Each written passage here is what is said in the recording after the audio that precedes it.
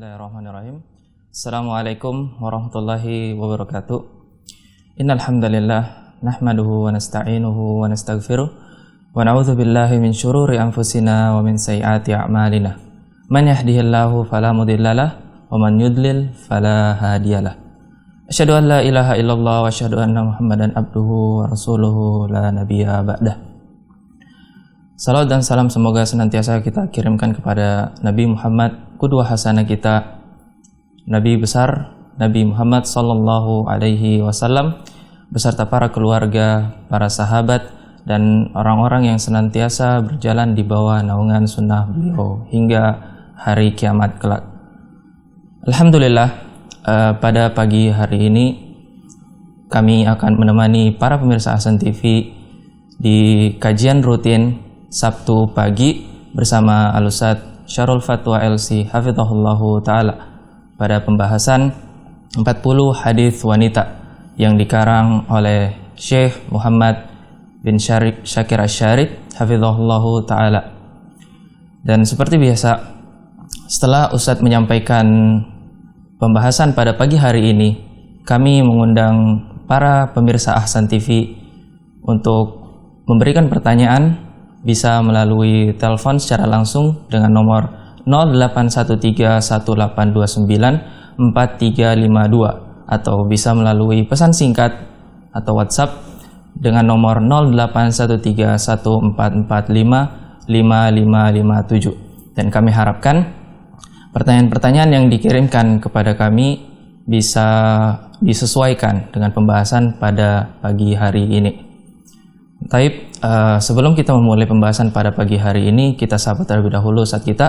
Assalamualaikum Ustadz. Waalaikumsalam. Gimana kabarnya Ustadz? Alhamdulillah baik. Alhamdulillah, baik. Tafadhol Ustadz, untuk memulai pembahasan pada pagi hari ini, falyatafadhol masykuran. Naam. Bismillahirrahmanirrahim. Alhamdulillahi rabbil alamin.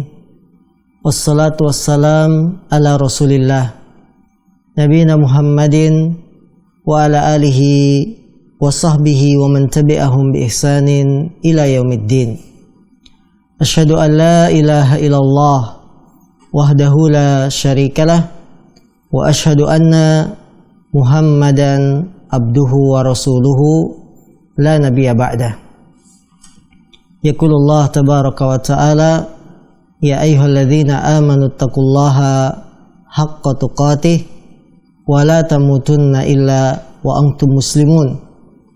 Wa qala aidha ya ayyuhan nasu taqu rabbakumul ladzi khalaqakum min nafsin wahidah wa khalaqa minha zawjaha wa batha minhuma rijalan katsiran wa nisaa'a wattaqullaha alladzi tasaaluna bihi wal arham innallaha kana 'alaikum raqiba. Fa inna asdaqal hadis kitabullah wa khairal hadi hadi Muhammadin sallallahu alaihi wasallam wa syarrul umuri muhdatsatuha fa inna kulla muhdatsatin bid'ah wa kulla bid'atin dhalalah wa kulla dhalalatin finnar. Saudaraku kaum muslimin dimanapun Anda berada, alhamdulillah pertama-tama kita bersyukur kepada Allah Subhanahu wa taala pagi hari yang cerah ini kita kembali dipertemukan dalam majelis ilmu, majelis taklim yang membahas tentang seputar agama kita, seputar kebutuhan kita terhadap perkara agama ini. Salawat dan salam tidak lupa kita sampaikan kepada Nabi kita Nabi Muhammad sallallahu alaihi wasallam beserta para sahabatnya, kerabatnya dan pengikutnya yang tetap setia mengikuti hingga akhir zaman nanti. Saudaraku kaum muslimin dimanapun Anda berada, kita masih dalam pembahasan kitab 40 hadis wanita dan sudah sampai pada hadis nomor 31. Berarti sudah lebih dari setengah perjalanan kita mengkaji kitab ini, karena kitab ini hanya berisi sekitar 42 hadis. Dengan demikian kita mohon pada Allah Subhanahu wa taala agar Allah memberkahi ilmu yang sudah kita dapat, menjadikan ilmu yang kita dapat ini sebagai ilmu yang bermanfaat. Karena tidak ada artinya kita menyelesaikan 30 hadis tapi ternyata kita tidak mengamalkan, tidak mempraktekkan, tidak menjadikan hadis-hadis Rasul sebagai pedoman hidup. Maka ilmu yang kita dapat percuma saja. Karena hakikat ilmu itu akan bermanfaat jika dia menimbulkan rasa takut kepada Allah. Dia semakin dekat kepada Allah dengan beriman, dengan meyakini kebenarannya. Ini ilmu yang bermanfaat. Tapi ketika kita belajar hanya sekedar pengetahuan, saya tahu itu hanya sekedar pengetahuan saja, tidak dijadikan pedoman, tidak dijadikan sebagai amaliyah sehari-hari, maka apa yang dia punya dari ilmu tidak bermanfaat sedikit pun. Baik, hadis nomor 31, penulis rahimahullah, beliau mengatakan babu wujubi nafaqati zaujati wa auladiha ala zauj. Bab wajibnya menafkahi istri dan anak-anak bagi suami. Jadi bab wajibnya suami menafkahi istri dan anak-anaknya. An Aisyata anna Hinda binta Utbata qalat ya Rasulullah inna Aba Sufyana rajulun syahih wa laysa yu'tini ma yakfini wa waladi illa ma akhadtu minhu wa huwa la ya'lam. Faqala khudhi ma yakfiki wa waladaki bil ma'ruf. Dari Aisyah, semoga Allah meridainya, bahwasanya Hindun bintu Utbah berkata kepada Nabi sallallahu alaihi wasallam, wahai Rasulullah, sesungguhnya Abu Sufyan itu seorang suami yang pelit. Dia tidak memberikan nafkah kepadaku yang dapat mencukupi aku dan anak-anakku, kecuali apabila aku ambil darinya secara diam-diam.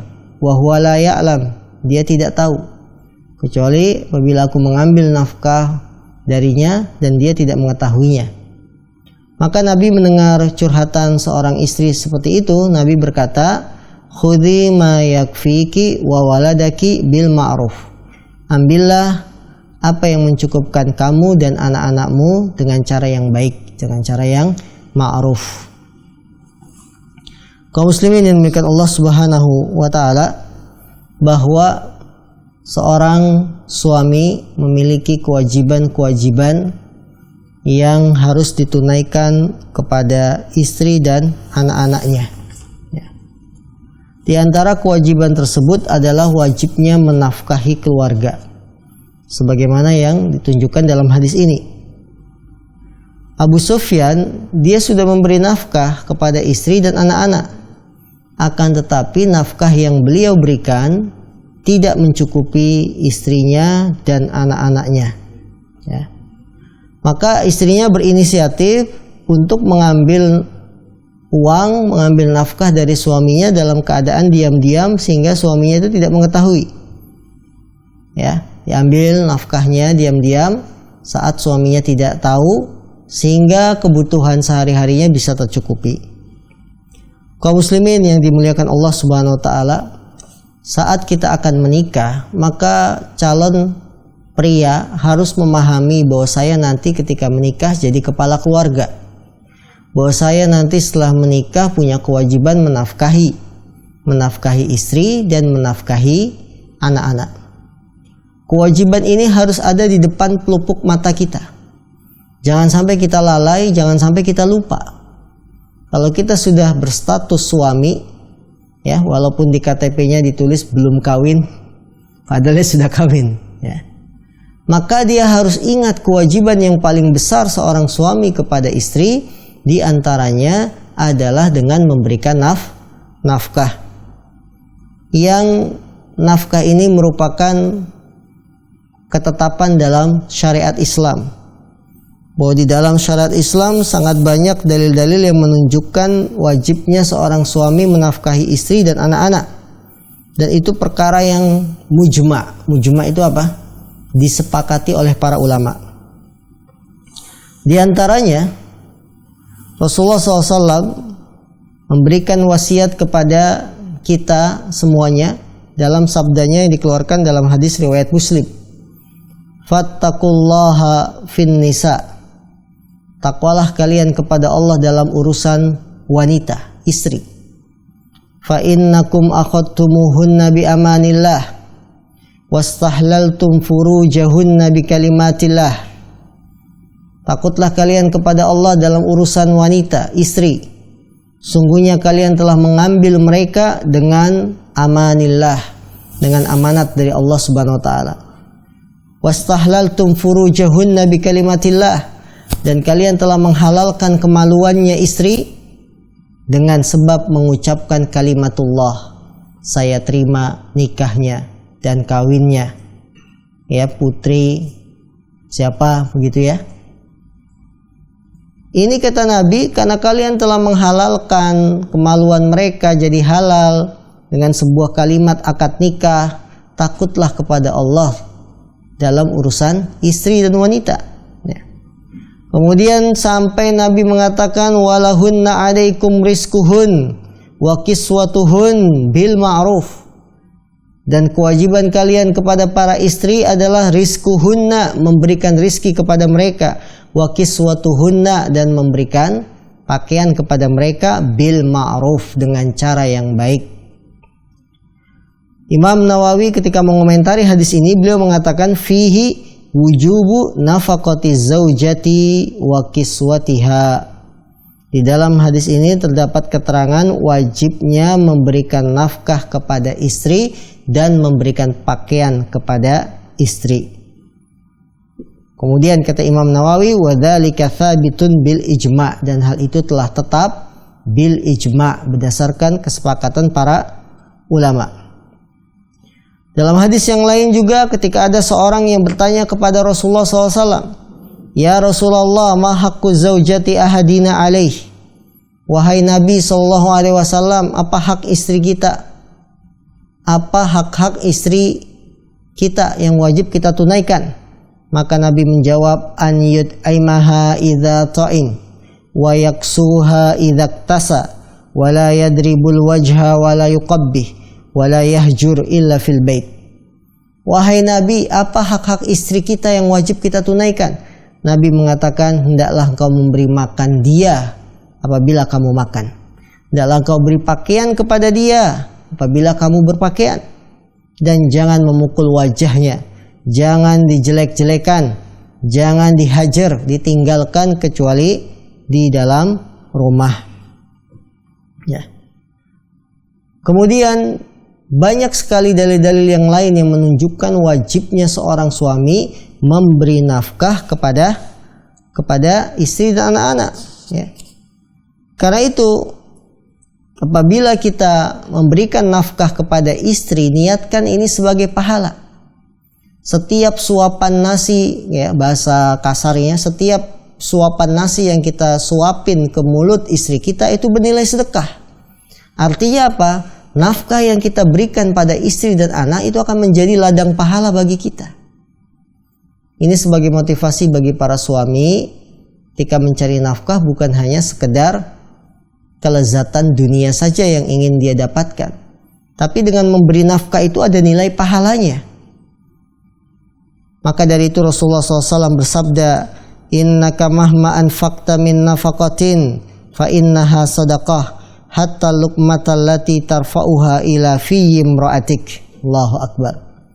Sesungguhnya kata Nabi, sedekah apa saja yang kamu berikan, nafkah apapun yang kamu berikan, maka itu akan bernilai sedekah pahala. Sampai-sampai suapan yang engkau angkat, suapan nasi yang engkau angkat, engkau berikan ke mulut istrimu adalah sedekah. Allahu Akbar. Wahai para suami, takutlah kepada Allah ketika kita melalaikan kewajiban ini. Sebagaimana dikeluhkan oleh Hindun bintu Utbah, suamiku tidak memberi nafkah kepadaku yang mencukupi aku dan anak-anak. Berarti masih ngasih nafkah, cuma kurang. Ya, dan itu pernyataan jujur, bukan mengada-ngada. Ini kalau istri zaman sekarang suka mengada-ngada, suaminya tidak memberikan nafkah yang cukup, padahal sudah banyak. Ya. Tapi ini pengakuan yang benar, bahwa suami saya tidak memberikan nafkah yang mencukupi aku dan anak-anakku. Ya. Sehingga para suami harus ingat terus kewajiban ini di depan matanya, bahwa saya wajib memberikan nafkah kepada istri dan anak-anak.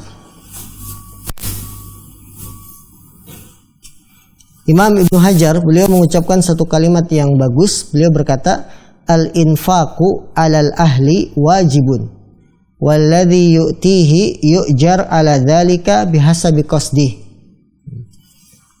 Beliau rahimahullah, Imam Al-Hafidz Ibnu Hajar, beliau berkata, nafkah, ya, nafkah kepada keluarga hukumnya adalah wajib.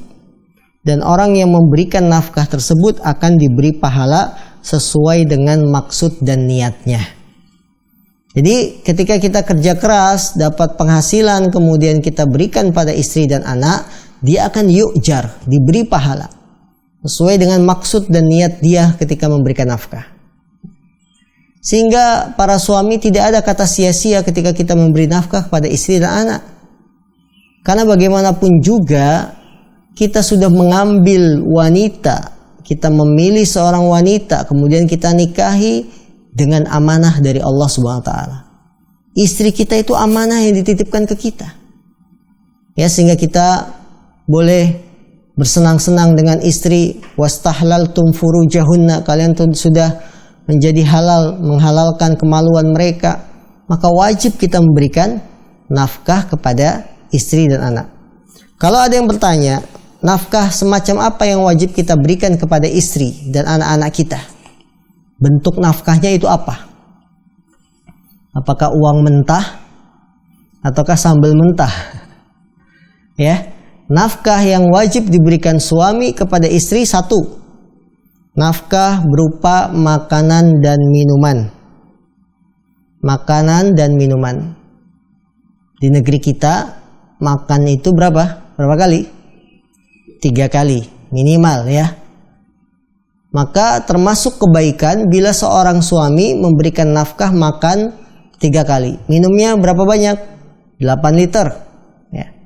Termasuk dalam bentuk nafkah berupa makanan dan minuman, menyediakan alat-alat yang menunjang makan dan minum.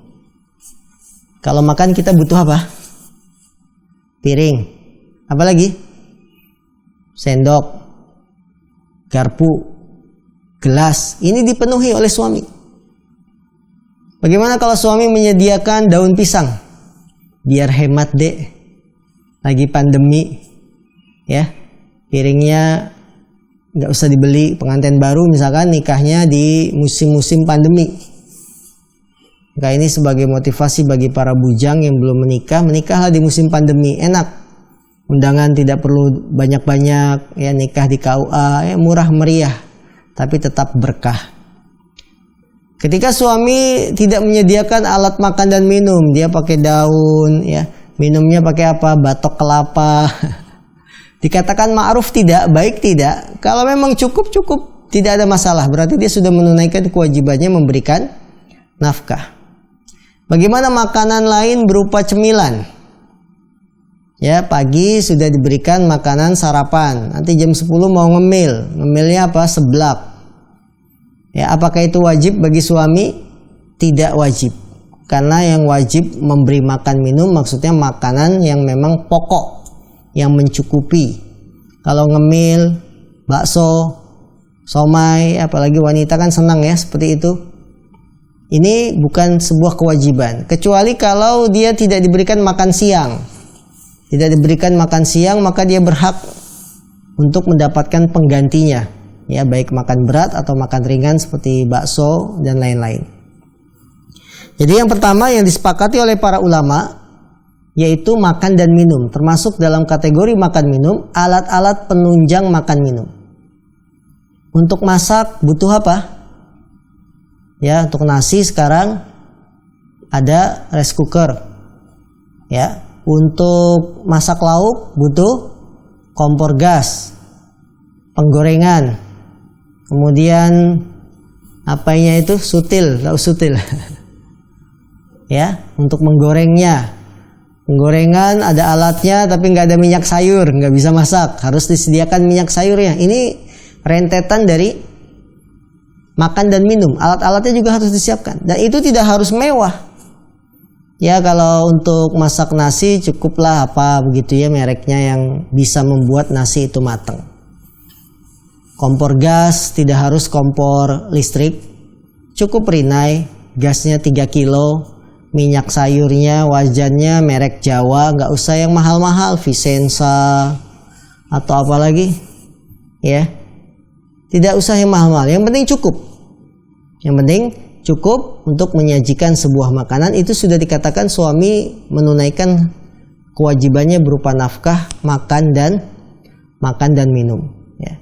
Ini, jadi peralatan pun masuk dalam kategori makan dan minum. Yang sederhana, yang bisa membuat hidangan itu siap, yang bisa membuat nasi itu siap. Karena itu para istri, ketika suami sudah menunaikan kewajiban memberikan makan dan minum, termasuk alat-alat penunjang makan dan minum, bersyukurlah. Ya. Para istri zaman sekarang seharusnya harus lebih banyak bersyukur. Masak nasi tinggal mencet tombol klik, ya ditinggal, bisa. Coba bayangkan zaman ibu-ibu kita dulu. Ya. Zaman ibu-ibu yang dulu belum teknologi secanggih zaman sekarang. Mau masak nasi harus niup-niup pakai obor, pakai bambu, sampai mulutnya melepuh. Harus cari kayu bakar. Ya, masaknya pun bukan yang bisa ditinggal, harus diawasi. Kalau kayu bakarnya sudah mau habis, tentunya nasi tidak matang. Harusnya lebih bersyukur. Sekarang mau goreng lauk, tinggal pencet kompor gas, truk, keluar apinya. Dulu susah. Maka seharusnya istri-istri zaman sekarang itu harus lebih bersyukur pada suaminya. Masak nasi tinggal pencet, mau nyuci baju tinggal muter mesinnya, bisa ditinggal, nanti dia berhenti sendiri. Kalau nasi matang sendiri.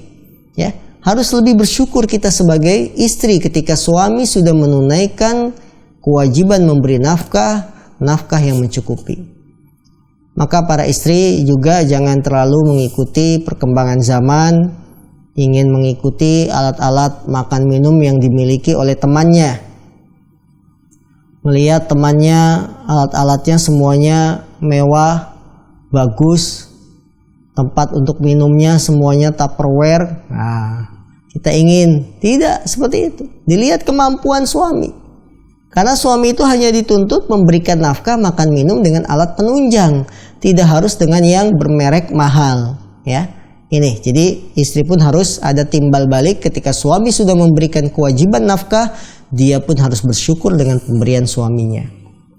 Yang kedua yang disepakati oleh para ulama, bentuk nafkah yang wajib diberikan suami kepada istri adalah pakaian. Pakaian kepada istrinya.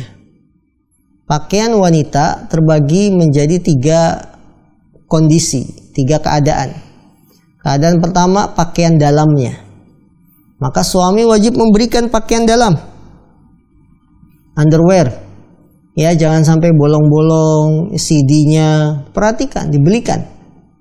Pakaian istri kita. Yang kedua, pakaian di dalam rumah. Istri ketika di rumah pakai apa? Daster. Ya, pakai apa lagi? Kaos. Maka ini dibelikan suaminya. Cari dasternya yang lumayan lah, yang bahannya adem, ya, kencana ungu atau apa begitu ya. Kencana ungu itu ada 3 grade, yang bagus, yang sedang, yang jelek. Pilih yang bagus, yang labelnya itu ungu. Kalau yang sedang itu yang merah, yang paling rendah itu yang hijau. Ya, pengalaman jualan. Ya, ini berikan itu pakaian di dalam rumah. Kita senang misalkan istri di dalam rumah pakai rok mini, ya udah belikan rok mini, nggak ada masalah, di dalam rumah bebas, ya, istri bebas di dalam rumah bersama suaminya. Ini perhatikan pakaian ini. Yang ketiga, pakaian istri pakaian di luar rumah, ya. Pakaian untuk keluar, baik jalan di sekitar perumahan, sekedar beli sayuran, atau dia keluar kemana ngantar anaknya ke sekolah, belikan pakaian istri ketika akan keluar rumah yang menutupi seluruh tubuhnya, kecuali yang dikecualikan, wajah dan lapak tangannya. Ya, belikan pakaian-pakaian yang memang nyaman dipakai oleh istri ketika keluar rumah, yang bahannya adem.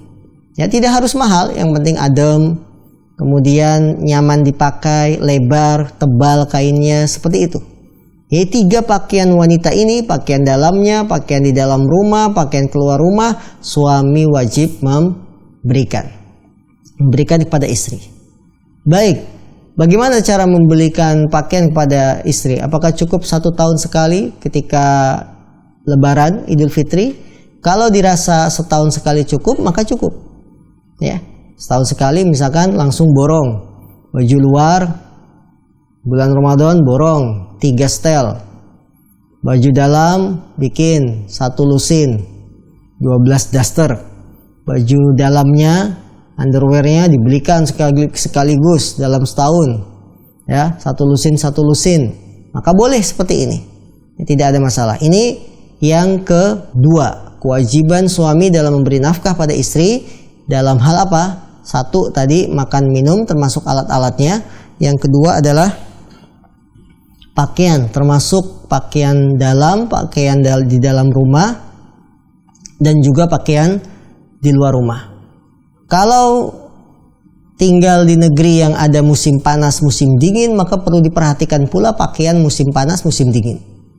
Musim dingin, misalkan jaket tebalnya dan lain-lain, ini perlu dipenuhi oleh seorang suami. Yang ketiga, nafkah yang wajib diberikan suami kepada istri adalah tempat tinggal. Tempat tinggal, dan tempat tinggal itu tidak harus milik pribadi. Boleh mengontrak terlebih dahulu, ya, boleh pula menumpang di rumah yang kosong kalau memang ada yang kosong, atau menumpang di samping masjid kalau memang ada kantor yang kosong. Boleh, yang penting memberikan tempat tinggal, tidak harus milik sendiri. Atau menumpang di rumah mertua, tidak ada masalah, boleh. Kewajiban memberikan tempat tinggal ini masuk dalam hal-hal yang mendukung untuk bisa tinggal. Contohnya apa? Kasur. Apalagi, ya, hal-hal yang bisa mendukung kita betah di rumah, istri betah di rumah. Disediakan kasur dengan temannya apa? Bantal guling. Kasur dengan apa lagi? Spray, ya. Nah, ini persiapan suami. Maka jangan kita menikah itu tanpa persiapan, dan Allah akan memudahkan, cukupkan ini kalau kita betul-betul niatnya menikah untuk mencari kehormatan. Allah akan tolong, sekedar kasur, bantal guling, ya, disiapkan supaya istri nyaman. Termasuk pula dalam kelengkapan tempat tinggal, misalkan kamar mandinya harus ada, disiapkan di dalam, ya, jangan kamar mandinya di sungai, karena akan membuat istri keluar rumah malam-malam dan seterusnya hanya untuk buang hajat. Jadi siapkan tempat tinggal yang memang nyaman, walaupun itu hanya kontrakan, walaupun itu hanya rumah petakan, tidak ada masalah. Yang penting kita bisa berlindung dari teriknya cuaca atau hujannya yang aman. Nah, ini nafkah, 3 nafkah yang wajib ditunaikan suami kepada istrinya berdasarkan kesepakatan ulama. Kalau ini tidak ada perselisihan, makan minum, pakaian, dan tempat tinggal. Ada perkara lain yang menjadi perselisihan ulama. Apakah wajib juga suami memberikan kepada istrinya? Dalam hal apa? Contohnya, menafkahi dalam hal pengobatan dan obat-obatan kebutuhan istri. Apakah itu wajib juga bagi suami? Ini ada perselisihan di antara ulama. Misalkan suami istri punya riwayat sakit apa, obat-obatannya itu kita juga yang nanggung sebagai suami, atau ketika periksa ke dokter kita yang bayarin, atau istri bayar sendiri karena kamu kan udah sakitnya sebelum nikah. Ya, ini menjadi perselisihan ulama. Tapi termasuk kebaikan hendaklah suami memenuhi kebutuhan-kebutuhan ini. Termasuk pula yang diperselisihkan oleh para ulama, apakah suami wajib memberikan nafkah dalam hal alat kosmetik yang dipakai untuk berhias istri. Apakah suami wajib membelikan lipstick, lip gloss, eyeliner, eyeshadow, ya, kemudian apalagi maskara? Itu wajib nggak suami membelikan itu? Ya, alat-alat perlengkapan untuk berhiasnya. Ya, kalau sekarang ada krim malam, krim siang, krim subuh. Ya, ada ya, krim siang, krim malam, krim subuh. Nah, ini wajib tidak suami membelikan itu?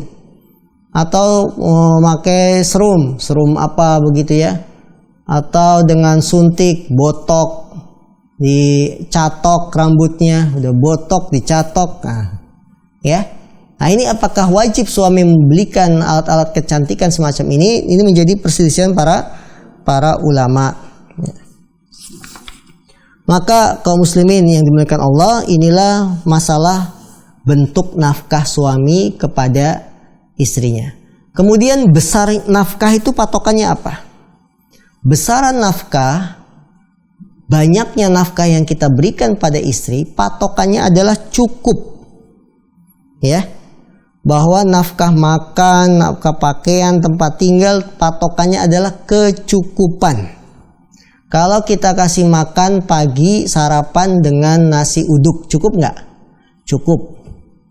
Tapi kalau kita kasih makan istri sarapannya pakai yang tidak cukup apa misalkan? Misalnya pakai apa begitu ya?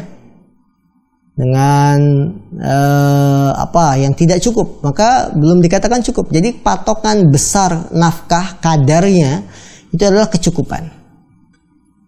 Makan siang, istri dikasih makan misalkan nasi dengan sayur bayam, pakai tempe goreng, pakai ikan teri tawar, cukup tidak? Cukup. Dengan sambal temennya, cukup. Jadi patokannya kecukupan, bukan dilihat banyak dan sedikitnya. Kalau istri kita sudah cukup, maka sudah dikatakan suami menunaikan kewajibannya. Dan itu berbeda dari setiap daerah dengan daerah lain. Setiap negara dengan negara lain. Kalau di Saudi Arabia, sarapan itu nggak ada nasi uduk. Di negara Saudi Arabia, sangat jarang kita temui sarapan pakai nasi. Sarapan pakai nasi. Di Saudi Arabia itu sarapannya cukup pakai roti sandwich. Istri kita kalau di Indonesia dikasih roti sandwich nggak nendang katanya, belum makan, belum sarapan. Udah sarapan belum dek? Belum. Loh tadi kan roti tawarnya habis 2. Ya kan roti bukan nasi ya. Berarti patokan nafkah itu kecukupan. Dan patokan cukup itu berbeda-beda dari satu daerah dengan daerah lain, dari satu negara dengan negara yang lain. Ya tidak ada besarannya harus sekian juta atau minimal nilai UMR nafkahnya, tidak. Yang penting cukup. Itu akan berbeda-beda dari setiap wilayah. Nah, kemudian pelajaran yang bisa kita petik dari hadis ini, ya, yang pertama adalah wajibnya memberi nafkah kepada istri. Wajibnya suami memberi nafkah kepada istri, demikian juga nafkah kepada anak-anaknya. Ya. Bahwa ini adalah sebuah kewajiban. Yang namanya kewajiban, bila dilaksanakan kita dapat pahala, bila ditinggalkan kita mendapat dosa. Maka wahai para suami, semangatlah untuk mencari nafkah demi kita mendapatkan pahala tabungan untuk akhirat nanti. Jika kita kerja keras, pergi pagi, bahkan ada sebagian ya yang perginya untuk kerja sebelum subuh.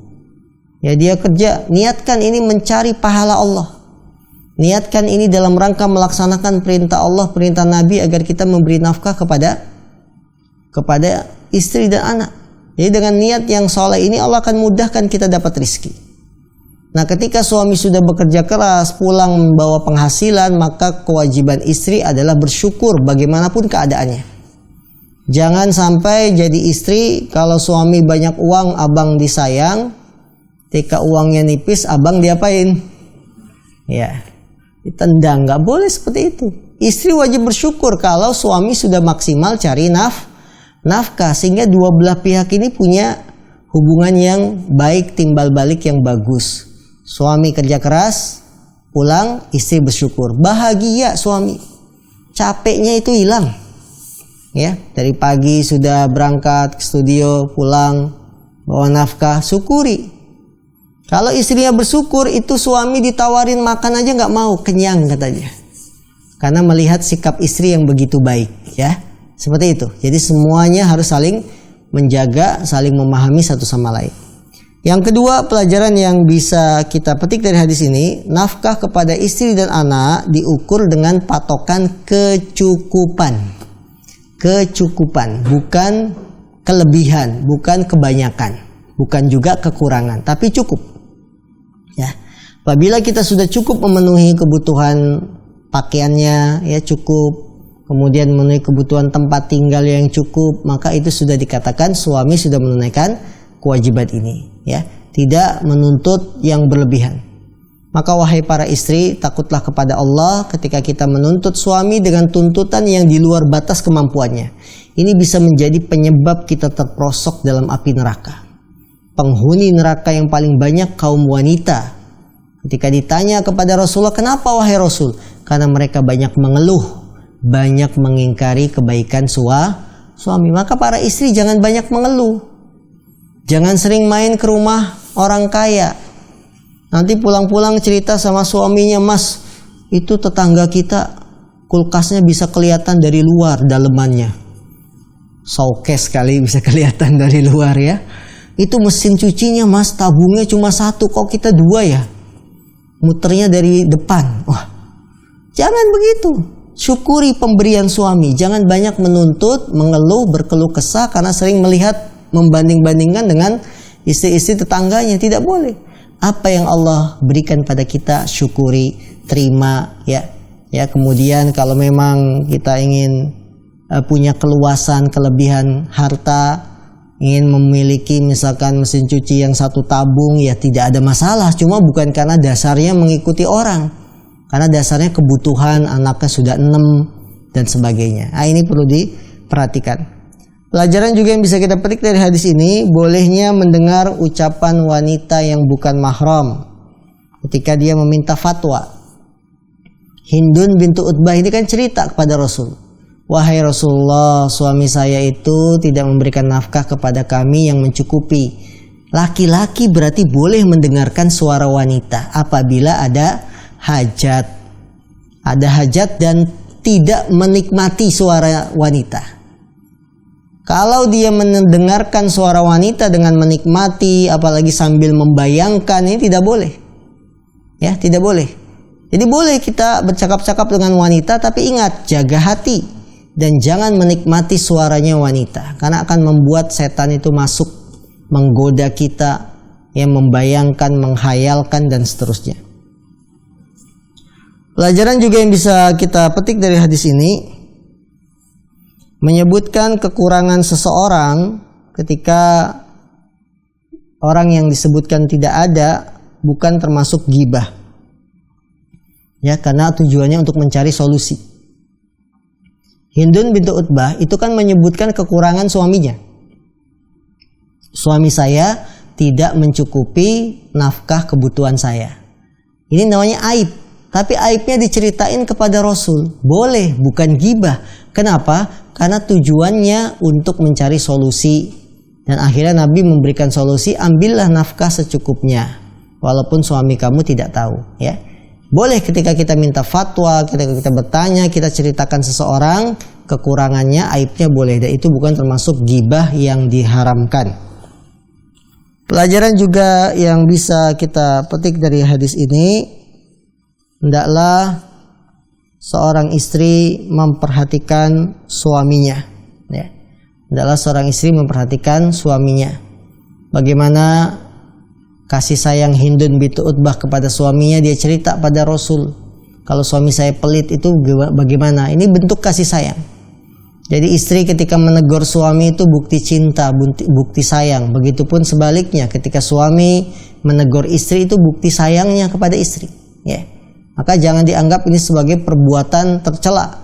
Hindun bintu Utbah lapor kepada Nabi bukan termasuk bentuk tercela, bahkan ini bentuk sayangnya dia sama suami, ya, agar suaminya itu lurus, suaminya itu benar. Pelajaran juga yang bisa kita petik dari hadis ini, bolehnya seorang istri mengambil uang suami diam-diam bila tidak mencukupi nafkah dirinya dan anaknya. Jadi seorang istri ketika diberi nafkah tidak cukup, bukan mengada-ngada ya, tapi memang sebenarnya dia nggak cukup. Kemudian dia ambil uang suaminya secara diam-diam saat tidur misalkan suaminya, boleh. Tapi ngambilnya juga secukupnya. Secukupnya bisa menambal kekurangan nafkah yang sudah diberikan oleh suami. Ya. Kadang-kadang suami pun tidak peka dengan kebutuhan istri. Taunya harga gula 5.000 aja sekilo, padahal sekarang mah sudah 15.000 ya. Bukannya gula masih sekilonya 5.000, gula merah iya kali 5.000. Kalau gula pasir sudah naik ya. Nah ini. Jadi ketika suami tidak memberikan nafkah yang cukup, maka istri boleh mengambil uang suami secara diam-diam, namun mengambilnya tidak berlebihan. Mengambilnya sesuai kecukupan. Kalau sudah cukup buat istri dan anak-anak, sudah. Ya, jangan diambil lagi. Nah, pelajaran juga yang bisa kita petik dari hadis ini, bolehnya wanita keluar rumah. Hindun bintu Utbah dia keluar rumah untuk meminta fatwa kepada Nabi. Boleh. Jadi wanita bila ada hajat boleh keluar rumah untuk memenuhi kebutuhannya. Baik kaum muslimin dengan Allah SWT, inilah satu hadis yang bisa kita kaji di kesempatan pagi hari ini. Kami buka kesempatan untuk interaktif. Nah,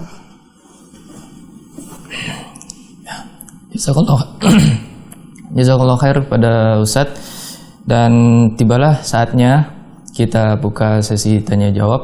Insya Allah Anda bisa langsung menghubungi nomor 0813-1829-4352 bagi yang ingin telepon secara langsung, atau bisa melalui pesan singkat atau WhatsApp dengan nomor 0813-1445-5557. Dan insya Allah pertanyaan-pertanyaan yang Anda kirimkan kepada kami, insya Allah akan kami bacakan setelah pesan-pesan berikut, insya Allah. Para pemirsa Hasan TV dimanapun Anda berada, kami berikan kesempatan kepada para pemirsa Hasan TV yang ingin bertanya, bisa langsung telepon ke nomor 0813-1829-4352. Dan bagi para pemirsa yang ingin bertanya melalui pesan singkat atau WhatsApp, bisa melalui 0813-1445-5557. Tapi sambil menunggu penelpon yang masuk, kita bacakan terlebih dahulu pesan singkat yang setelah dikirimkan.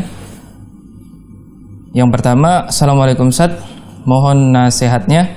Saya seorang istri dengan 3 anak perempuan, karyawati, suami wira swasta, tapi beberapa kali usaha cenderung merugi yang mengakibatkan mempunyai hutang yang cukup besar, dan ini terjadi beberapa kali, dan semampu saya membantu membayar hutang-hutangnya sampai akhirnya saya sudah tidak kuat lagi, sehingga akhirnya saya ingin mengajukan cerai karena saya sudah tidak bisa menghormati lagi dia sebagai suami, dan saya lebih mengutamakan pendidikan anak-anak daripada membayar hutang-hutangnya. Bagaimana hukumnya Ustadz apabila istri tidak bisa menghormati suami dan meminta dia untuk yang mengurus pekerjaan rumah tangga, sedangkan saya yang mencari nafkah memenuhi kebutuhan rumah tangga? Lebih baik berpisah atau bertahan dengan situasi seperti ini? Jazakallahu khairan Ustadz. Baik, Masya Allah, pertanyaannya cukup panjang ya. Dari seorang istri yang mengeluhkan keadaan suaminya. Beliau mengaku seorang ibu yang memiliki 3 putri perempuan. Suaminya bekerja sebagai wira swasta, namun dalam praktek usaha, yang namanya usaha, ada untung, ada rugi, tapi banyak ruginya, sehingga harus berhutang dengan jumlah hutang yang sudah menumpuk cukup besar. Keadaan saya sudah tidak bisa lagi menghormati suami, jadi tidak ada rasa pengagungan, rasa hormat kepada suaminya, karena sudah tidak tahan harus melunasi hutang suami terus. Ya. Ketahuilah ukhti muslimah yang dimuliakan Allah SWT, bahwa perceraian, menuntut cerai atau yang disebut dengan khulu dalam bahasa agama, dibolehkan apabila ada hajat dan apabila ada kebutuhannya. Apabila ada hajat, memang sebab yang menyebabkan kita boleh menuntut perceraian. Apabila pernikahan kita istiqomah, adem ayem, baik-baik saja, tapi istri menuntut perceraian, itu tidak boleh. Karena Nabi kita SAW bersabda, ayyumam ro'atin talabat min zawjihat talaqa lam yarih raihatal jannah. Wanita mana saja yang meminta cerai dari suaminya min ghairi ma ba'sin, tanpa ada sebab apapun, maka haram baginya, faharamun alaihi raihatul jannah, haram baginya mencium bau surga. Ini kalau minta cerai tanpa ada sebab. Pemahaman kebalikannya, kalau seorang istri menuntut cerai dan ada sebabnya, di antara sebabnya adalah kita takut kufur, takut tidak bisa melayani suami secara maksimal, takut tidak menghormati suami secara maksimal, maka ini termasuk sebab bolehnya menuntut perceraian, dibolehkan. Dasarnya apa? Hadisnya Sabit bin Qais. Istri Sabit bin Qais itu minta cerai berbicara kepada Rasul, wahai Rasul, saya ingin minta menuntut cerai suami saya Sabit bin Qais. Kemudian ditanya oleh Rasul, apa sebabnya? Saya tidak membenci akhlaknya, tidak pula membenci postur wajah fisiknya. Saya tidak benci akhlaknya bagus, saya juga tidak benci fisiknya. Cuma saya takut kufur kepada Allah. Apa takut kufur kepada Allah maksudnya di sini? Takut tidak bisa menunaikan hak-hak suami. Di antara hak suami adalah kita mengagungkan suami, menghormati suami. Jadi istrinya Sabit bin Qais itu minta cerai karena takut tidak bisa maksimal melayani suaminya. Karena suaminya ini kalau secara fisik dia bisa dikatakan kurang. Kurangnya apa? Pertama, kulitnya hitam, kemudian dia pendek. Bahkan dalam satu riwayat kalau Sabit bin Qais ini mendekat ke wajah istrinya, pengen diludahin wajahnya. Allahu Akbar. Jadi dia takut dengan perasaan seperti itu, dia takut nggak bisa menunaikan hak-hak suami, tidak bisa menghormati suami, maka meminta cerai. Akhirnya karena mendengar alasan seperti itu, Rasulullah bertanya lagi, aturidina hadiqatahu, apakah kamu ingin mengembalikan kebunnya? Naam, iya, saya sanggup mengembalikan kebunnya. Karena Sabit bin Qais dulu waktu nikah ngasih mas kawinnya itu kebun kurma, ya. Dan orang istri yang menuntut cerai, menggugat cerai suaminya, dia harus mengembalikan mahar suaminya yang dulu diberikan. Jadi kasus ibu maka termasuk dalam kategori sebab yang dibolehkan kita menuntut perceraian. Wallahu alam. Jazakallahu khair kepada Ustadz. Semoga jawaban dari Ustadz bisa menjawab apa yang ditanyakan oleh penanya. Lanjut lagi ke pertanyaan selanjutnya. Bismillah. Assalamualaikum Ustadz. Ustadz mau bertanya dulu, sebelum menikah istri sudah bekerja sebagai PNS. Saat ini ingin keluar untuk menjadi istri yang tinggal di rumah, tapi oleh suami tidak diperbolehkan. Bagaimana Ustadz? Afan, di sini suami tidak memperbolehkan katanya karena ada ikatan sebagai PNS dan untuk membantu kebutuhan rumah tangga. Baik, pertanyaan berikutnya dari seorang istri juga yang dia sebelum menikah memang sudah menjadi pegawai negeri sipil, PNS, kemudian menikah menerima lamaran laki-laki. Setelah menikah beberapa tahun istri berpikir ingin mengundurkan diri. Ingin mengundurkan diri karena ingin tetap tinggal di rumah, dan ini adalah keinginan yang baik, keinginan yang bagus, yang selayaknya disambut oleh seorang suami. Akan tetapi suami menolak keinginan istri yang ingin mengundurkan diri sebagai PNS dengan alasan bahwa kamu itu PNS sudah terikat. Sebenarnya ini ucapannya nggak tepat, ini ucapan yang ada-adakan oleh suami. PNS boleh mengundurkan diri, dia bukan terikat, ya. Kemudian alasan kedua, ini mungkin alasan yang paling penting, suami berat menyetujui keinginan istri untuk resign, yaitu alasannya apa? Ekonomi alasannya, untuk membantu kebutuhan keluarga. Ketahuilah saudariku bahwa kewajiban memberi nafkah itu di pundak suami, bukan di pundak istri. Maka ketika suami bilang kamu tetap kerja supaya bisa bantu ekonomi kita, rumah tangga kita, kita katakan kepada suami kita, Mas, yang wajib memberi nafkah itu suami, bukan istri. Maka istri boleh-boleh saja membantu suami, tapi tidak boleh dipaksa. Ya, istri mau bantu suami dalam nyari nafkah boleh, tidak boleh, tapi jangan dipaksa, karena asalnya wanita itu tinggal di rumah. Asalnya wanita itu tidak mencari nafkah. Yang cari nafkah siapa? Suaminya. Maka ucapan suami kamu tetap harus kerja supaya bisa membantu ekonomi kita, itu ucapan yang tidak tepat, karena ketika istri dituntut wajib kerja membantu ekonomi, berarti sama saja menyerahkan tanggung jawab mencari nafkah kepada istri. Ya, nggak boleh seperti itu. Sampai kita istrinya yang menafkahi misalkan, tidak boleh, karena kewajiban nafkah wajib bagi suami. Adapun istri mau bantu-bantu dikit, jualan kecil-kecilan, jualan makanan beku, ya, dengan izin dari suami boleh, karena sifatnya hanya membantu, sukarela, bukan paksaan. Nah, Jazakallahu khair kepada Ustadz. Semoga jawabannya bisa diamalkan insyaallah bagi para penanya insyaallah. Kami ingatkan lagi kepada para pemirsa Ahsan TV yang ingin bertanya melalui telepon secara langsung bisa melalui nomor 0813 1829 4352, dan bagi para pemirsa yang ingin bertanya melalui pesan singkat atau WhatsApp bisa melalui nomor 0813 145557. Oke, alhamdulillah sudah ada yang masuk dari penelpon. Kita angkat terlebih dahulu.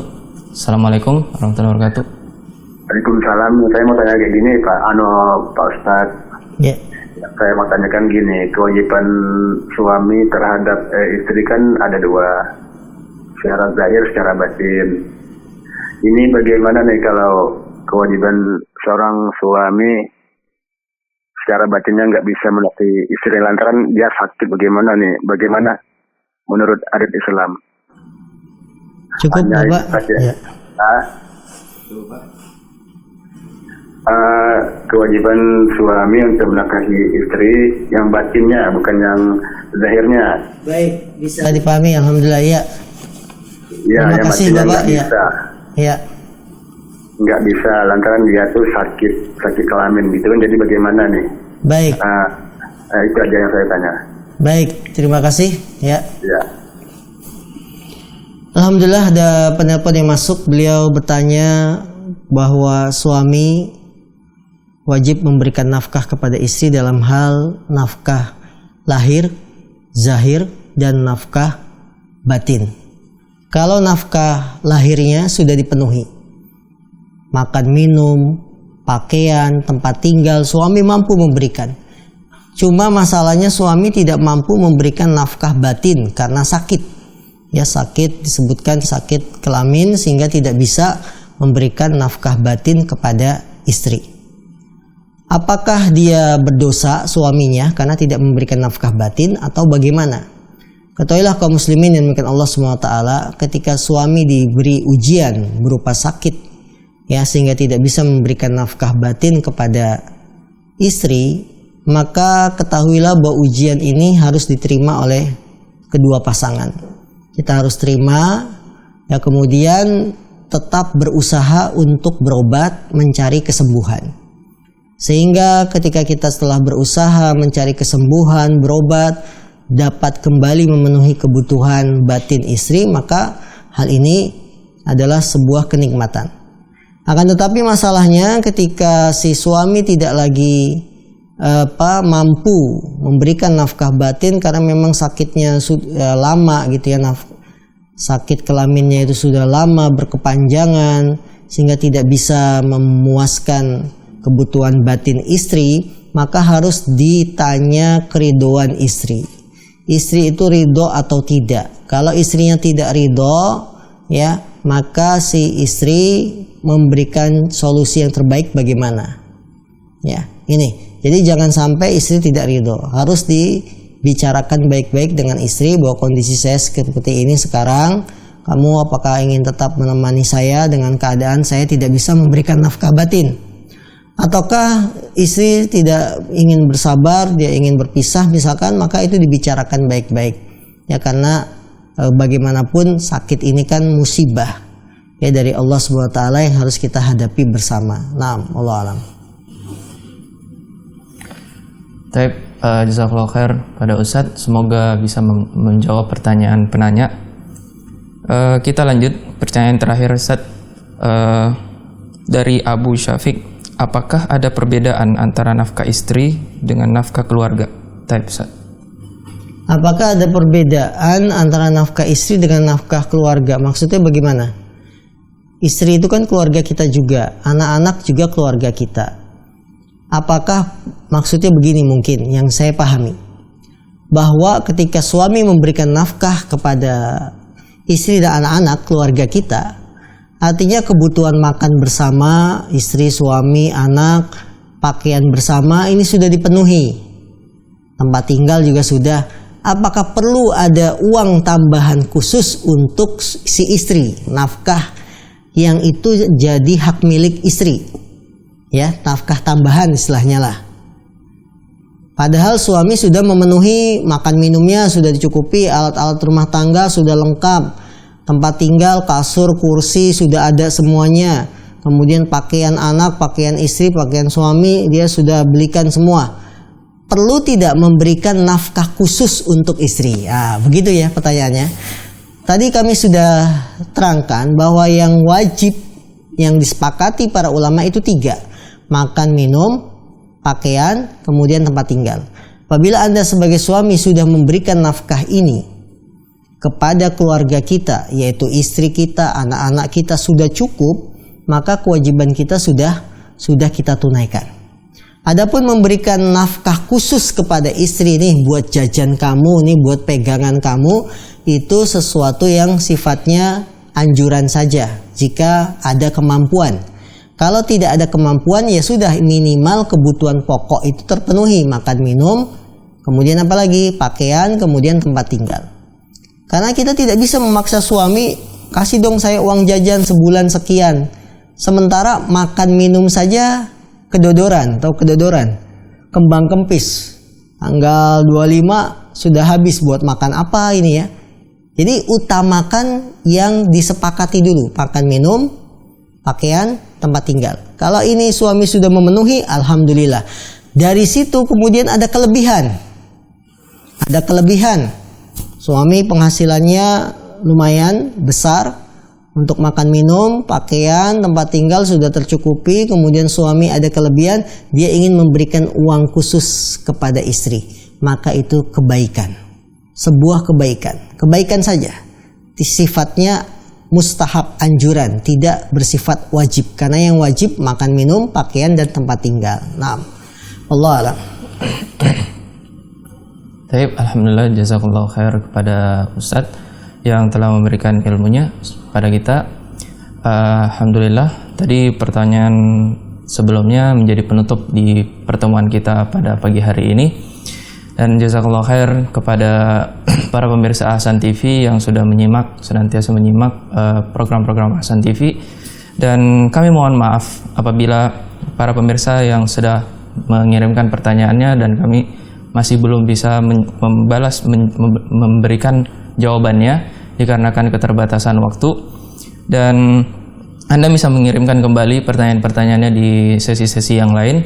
Dan kami atas nama kru yang bertugas mohon maaf apabila terjadi kesalahan pada saat pertemuan pagi hari ini. Dan kita tutup kajian pada pagi hari ini dengan doa kafaratul majelis. Bismillahirrahmanirrahim. Subhanakallahumma wabihamdik asyhadu an la ilaha illa anta astaghfiruka wa atubu ilaik. Assalamualaikum warahmatullahi wabarakatuh.